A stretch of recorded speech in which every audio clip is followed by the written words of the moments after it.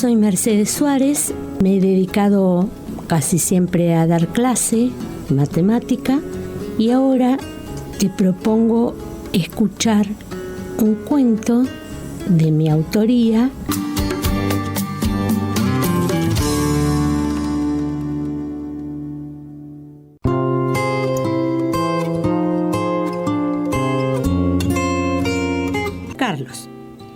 Carlos Juan Natale nació el 6 de septiembre de 1930. Ese día, el general José Félix Uriburu realizó un golpe militar y derrocó al presidente Hipólito Yrigoyen.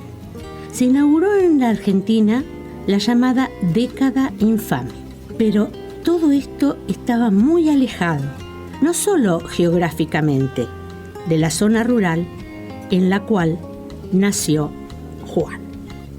Su padre, Antonio Natale, tenía un matrimonio anterior, esposa e hijos, pero vivía y trabajaba para su nueva familia. Amaba a Leonor Villar y a los chiquitos. Todos tenían nombres cuidadosamente elegidos. Él, por ejemplo, no era Juan Carlos, que era más común. El mayor, Reinaldo, de 8 años, luego Isabel, de 6 años, y Elena, de 3 años, tenían un solo nombre. Cuando Carlos tenía 3 meses, antes de cumplir Elena los 4 años, su papá se murió.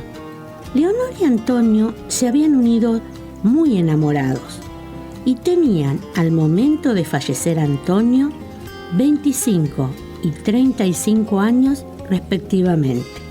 En el partido de Junín, los parajes llamados Morse y Fortín Tiburcio tenían estancias de enormes extensiones. Mientras que el padre de Leonor era capataz en una, Antonio era encargado en otra. El dueño de ambas era Alejandro Estrugamón. Cuando fallece Antonio, a Leonor le permiten estar un tiempo en la casa que el matrimonio tenía asignada, obviamente por un lapso acotado.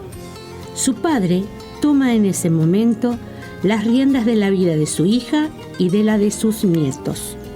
En La Carlota, la estancia de la cual Mario Villar era capataz, había un empleado muy trabajador, de unos 50 años, soltero, y él le propuso que se casara con Leonor. Dado que su posición al frente de la estancia se lo permitía, lo pondría en mejores condiciones laborales, con lo que ganaría más sueldo. Martín Collazo, el peón, aceptó casarse, pero exigió que le sacara los nenitos a su hija. Leonor no quería, pero no estaba en condiciones de pedir nada. Estaba tan triste, tan desprotegida. Margarita era la hija mayor de don Mario, como le decían al abuelo de Carlos. Tenía un hijo algo menor que Reinaldo, con lo cual resultó natural que éste se fuera con ella a la Mari, una de las estancias de Pedro Estrugamón. Y Solina, la mamá de Leonor, era muy exigente en todo, pero como Isabel era rubia y bonita, quiso tenerla con ella y la llevaron a La Carlota para criarla y tal vez hasta mandarla a la escuela. Mientras amamantaba a Carlos, se suponía que Leonor no iba a quedar embarazada, con lo cual el esposo le exigió que lo destetara. Elena, que extrañaba el lugar donde vivían antes, a su papá, a sus hermanos, era la única que le daba cariño a Carlos. En la vivienda de Collazo ambos tenían una pequeña pieza en la cual dormían en un camastro, juntos, tratando de darse cariño y también calor, sobre todo en el invierno. Inmediatamente que dejó de amamantar al niño, Leonor quedó preñada y nació una niña. Es ahí donde empiezan las peores cosas para Carlos. Para Elena también, pero al ser un poquito más grande, lograba estar algo mejor. Era tan pequeño que obviamente no podía trabajar. Ya a los 2 años o 2 años y algo, tenía que sacar las gallinas a comer a las cercanías de la casa y volverlas a encerrar en el gallinero. También debía juntar los huevos, con extremo cuidado. Cuando la niñita nueva tenía aproximadamente 2 años, Elena le dice que se van a ir. Hacen un pequeño atadito con las ropas. Ella le toma la manito y empiezan a caminar por el campo.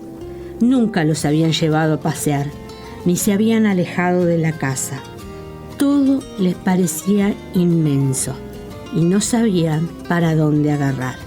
Un peón que estaba recorriendo el campo los encontró y los llevó de vuelta a la casa. Nadie les preguntó nada al respecto. No les pegaban, pero la frialdad en el trato era tal vez peor que un golpe. Leonor tenía nunca gestos de cariño para con ellos. Cuando Carlos debió dejar la pieza para la nueva nena, lo mudaron al galpón. Dormía teniendo por colchón una especie de paja, en fardos, algo desprolijos. En el verano no estaba tan mal, pero en el invierno era espantoso.